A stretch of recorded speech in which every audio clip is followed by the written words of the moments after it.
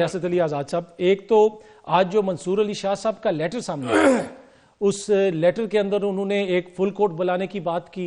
फिर एक दूसरा लेटर सामने आया जिसमें जो नए जज साहिबान की तैनातियां होनी है उसके हवाले से कवायद का उन्होंने जिक्र किया। तो आपको लगता है कि अब ये फुल कोर्ट बन जाएगा या फिर ये सिर्फ मीडिया की कंजम्पशन के लिए ये लेटर सामने आया? देखिए, उस खत के अंदर लिखा गया कि 2 दर्जन से ज्यादा कॉन्स्टिट्यूशन पिटीशन सुप्रीम कोर्ट में पेंडिंग है, जिसमें इस 26वीं तरमीम को चैलेंज किया गया है, जिसके अंदर वकला की भी और उन पिटिशनर्स की भी ये इस्तदा है, उनकी प्रे है कि जी फुल कोर्ट इसको डिसाइड करे। उसकी रीज़न ये है कि जो 175 आर्टिकल ए है उसका जो सब आर्टिकल 4 है उसके तहत एक तो ये है कि जी जो रूल्स हैं वो नहीं नए बनाए गए, पुराने जो रूल्स हैं जुडिशल कमीशन के उसके तहत ये कार्रवाई और जो जजेस तैनात हुए, एक तो ये इशू था। दूसरा ये जो 191 ए है उसके अंदर किसी जगह पे ये बार नहीं करता। बाकी तो उन्होंने प्रैक्टिस एंड प्रोसीजर एक्ट के तहत उन्होंने बता दिया कि ये बेंच ऐसे कॉन्स्टिट्यूट होगा, कॉन्स्टिट्यूशन बेंच में ये मैटर जाएंगे, लेकिन फुल कोर्ट के हवाले से दो कि क्या आईनी बेंच फुल कोर्ट बना सकता है? नहीं बना सकता। फुल कोर्ट अगर बनाना है तो होली सोली ये बिल्कुल इन टोटो जो प्रीरोगेटिव है वो chief justice of supreme court of Pakistan ही का है, और उसमें ये भी है कि वो आईनी बेंचेस को सुन ही नहीं सकता चूंकि ये उसकी क्रिएशन है। कलेक्टिव विजडम जो है ना वो फुल कोर्ट सुप्रीम कोर्ट जब बैठेगी इसको डिसाइड करेगी आइदर वे। अब कल को बाय एनी रीजन अगर ये रिवर्स हो जाती है तो where the appointments of new judges and the superstructure which has been taken place now, where that will stand, चूंकि 1972 सुप्रीम कोर्ट जो 139 आसमा जिलानी केस और 2007 जो तसद्दक जिलानी साहब की जजमेंट है उसमें तो है कि अगर बुनियादी ऑर्डर आपका इलीगल हो गया तो सुपर स्ट्रक्चर जो कोलैप्स कर जाएगा। इसी तरह पर सर आपको लगता नहीं है कि ये मंसूर अली शाह साहब ने वैसे भी बात कन्वे की होगी चीफ जस्टिस साहब को? अगर खत सामने आ गया इट मीन्स के फिर चीजें आगे नहीं बढ़ रही। उसकी रीजन है कि चूंकि 31 अक्टूबर को जो प्रैक्टिस एंड प्रोसीजर एक्ट के तहत कमेटी थी उसके मेजॉरिटी व्यू के साथ ये होल्ड हुआ था कि इसको फुल कोर्ट सुप्रीम कोर्ट में इन पिटीशंस को जो चैलेंज हो चुकी उनको बुलाया जाएगा, तो वो पेंडिंग चला रहा था। तो मंसूर अली शाह साहब शायद उसको वेट करते रहे, लेकिन याह्या अफरीदी साहब हमारे मोहतरम चीफ जस्टिस साहब उन्होंने उसको कोई शायद इतनी इंपॉर्टेंस नहीं दी और अल्टीमेटली उनको ये खत लिखना पड़ा। रीजन ये है कि हम आज भी ये कहते हैं कि ये हिजान की कैफियत तभी ये हटेगी जब फुल कोर्ट इसको डिसाइड करेगा, चूंकि उसके अंदर बहुत सारे क्वेश्चन ऑफ लॉ है। ठीक है। अच्छा रियासत अली आज़ाद साहब, आप जिस तरह ये मुकदमात आगे चल रहे हैं, GHQ हमला केस में खान साहब के ऊपर फर्द जुर्म आयद हो गई है, आज उमर अयूब साहब को भी गिरफ्तार किया गया, अभी तक कोई तफसीलात उस तरह सामने नहीं आई कि वो मामला आगे किस तरफ जा रहा है। आपको लगता है कि ये मामलात अदालतों के अंदर ही रहेंगे जो हालात आप देखते हैं इन सारे मुकदमात में, या फिर इसका कोई सियासी हल निकलता हुआ आपको नजर आ रहा है? देखिए, मैं तो हमेशा डायलॉग का कायल रहा हूं, पॉलिटिकल पार्टीज को बैठ के बात करनी चाहिए। आप देखिए इस्लामाबाद के अंदर 72 केसेस हैं इमरान खान के ऊपर। इससे आप क्या साबित करना चाह रहे हैं कि आप मतलब ये अपरेंटली लोगों के अंदर एक नफरत की रीजन बनती जा रही है। मुआशरे के अंदर नफरतों को ख़त्म करें, पोलराइजेशन को ख़त्म करें।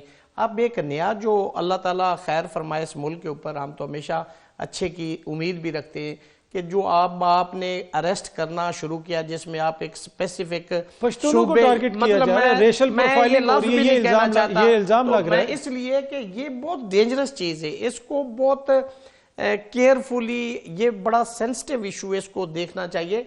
और जहां तक केसेस का तल्लक है, देखिए आपके तमाम केसेस जितने आपने रजिस्टर्ड किए उसके अंदर जमानतें भी हो गए और बहुत सारे केसेस में इमरान खान भी बरी हो गए और बहुत सारे और PTI के लोग भी बरी हो गए।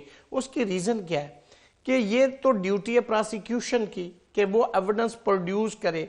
अब एविडेंस ना होने की वजह से वो बरी हो रहे हैं, तो ये लोगों में आपका ये उलट इंप्रेशन जा रहा है कि इसका मतलब है कि ये केसेस फिक्टिशियस है, बेसलेस है, ग्राउंडलेस है, क्रिप्टिक है। तो इस वजह से भी एक जो वो एक न्यूट्रल या इम्पार्शल शहरी है, शायद वो ये समझता है कि इस पॉलिटिकल पार्टी के साथ जुल्म हो रहा है और वो भी शायद अपनी एफिलिएशन और अपना एक जो अपनी राय वो चेंज करता चाह रहा है। मैं अगर होता मशवरा देने वाला, अगर ऐसी बात जैसे ये डी चौक में आए थे तो मैं कहता कि इनको बैठने दो, सर्दी इतनी थी, वॉशरूम वहां पे नहीं थे, खाने पीने का इंतजाम नहीं था, कोई देखे।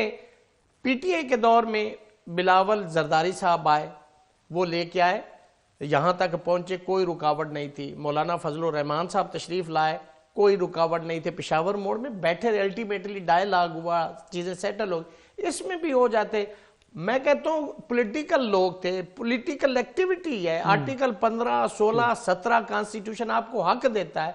सुप्रीम इस्लामाबाद हाई कोर्ट की जजमेंट थी कि आपने यहां नहीं आना, उन्होंने वायलेशन कर दी, आप कंटेम्प्ट की प्रोसीडिंग करें, 6 माह तक उनको सजा हो सकती। लेकिन इसका ये जस्टिफिकेशन नहीं कि एक ने गलत किया है और आप वहां पे ऐसा एक्शन करें। इंतजामिया मौजूदा जो हाई कोर्ट का एक फैसला था जो ताजर लेके गए थे, उसका बार बार वो जिक्र करते हैं, तो तासुर ये देते हैं कि जैसे हाई कोर्ट के कहने पे हम ये ऑपरेशन कर रहे हैं। लेकिन उसमें ये भी तो साथ था ना कि आपने तमाम शहरियों के हकूक की आपने जमानत देनी, आपने सिक्योर करना है, ये भी उस हुकूमत की जिम्मेदारी थी। लेकिन आपने जैसे ऑपरेशन किया आपके सामने, सारी दुनिया के सामने, उसमें जो कुछ हुआ है, देखिए मैं तो इस हद तक भी हूं कि आप किसी भी शख्स को, आप बड़े से बड़े मुलजम को आप गिरफ्तार कर लें, आपको कोई हक नहीं पहुंचता कि आप अपनी अदालत लगाएं और खुद फैसला करें। उसकी रीजन ये कि आर्टिकल 4 जो है आइन का, वो ये कहता है कि every citizen of Pakistan shall be dealt in accordance with law.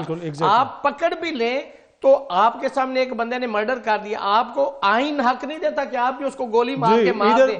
आप उसको अरेस्ट करें, उसके खिलाफ केस बनाए, एविडेंस दे, उसको सजा करवाए और अदालत बिल्कुल सही बात की। पर अनफॉर्चुनेटली बदकिस्मती से यहाँ पे एक शख्स कंटेनर पे नमाज पढ़ रहा है, उसको एहलकार धक्का देके गिरा देता है। वो ये कह रहे हैं कि जी वो टिकटॉक बना रहा था। और देखिए हुकूमत में बैठे लोग इश्तिहार अंगेज बयान दे रहे हैं, आके दिखाएं, पहुंच के दिखाएं, आप जूते फेंगे, आप शलवार, आप इस मुल्क, आप हुकूमत में बैठे, आपने तो पारा डाउन करना है, आप लोगों को कूल डाउन करें बजाय कि आप मजीद इश्तिहार दें। तो ये चीजें इस मुल्क के लिए मुनासिब नहीं है, इस माहौल के लिए मुनासिब नहीं है। जमहूरियत नाम है रास्ता निकालने का, रास्ता बंद करना जमहूरियत नहीं है। ठीक है, फेक न्यूज के ऊपर सर आपसे बात करना चाहता हूं। हुकूमत बड़ी इस पे कन्विंस्ड है कि जनाब सहाफी फेक न्यूज देते हैं, 5 साल के लिए अंदर डाल देंगे। पिछले दिनों हमारे दोस्त कोलीग मतीउल्लाह जान के ऊपर एक मुकदमा हुआ, उसमें आपने जो अदालत के अंदर आर्ग्यूमेंट्स दिए वो सारे सहाफियों ने रिपोर्ट किए।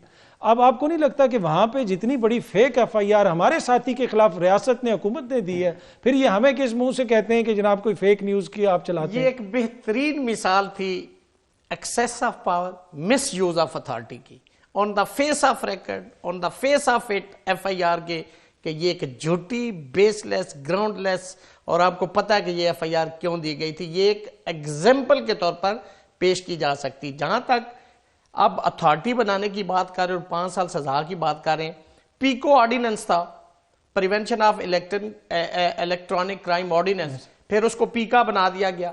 उसके हवाले से डेफामेशन ऑर्डिनेंस भी है, जिसके एक्सक्लूसिवली जुरिस्डिक्शन जो है वो डिस्ट्रिक्ट जज की, आप डेफामेशन डैमेजेस का सूट फाइल कर सकते हैं। उसके अलावा ताज़ीरात पाकिस्तान के अंदर सेक्शन 500 है, आप FIR करवा सकते हैं। फिर मेरी जो जाती राय है कि ये जो फेक न्यूज है ना, जिसको अब ये करके तो ऐसा किया जा रहा है, ये एक प्रिविलेज कम्युनिकेशन है। जैसे डॉक्टर और मरीज, उसके दरमियान वकील और उसके क्लाइंट के दरमियान आप खबर देते हैं सोर्स के हवाले से, आपसे सोर्स नहीं पूछा जा सकता। अगर आपको सोर्स पूछा जाएगा तो आपको तो दोबारा खबर भी नहीं मिलेगी। तीसरी बात यह कि अगर ये डिसाइड उस अथॉरिटी ने करना कि ये फेक न्यूज है, तो आर्टिकल 10 कहां जाएगा, 10A कहां जाएगा?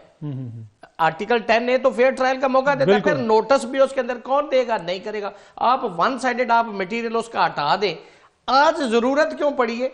इतने कवानीन जो मैंने रेफर किए उनके होते हुए आज क्यों जरूरत? Just to curtail, just to victimise, just to यूजर्व।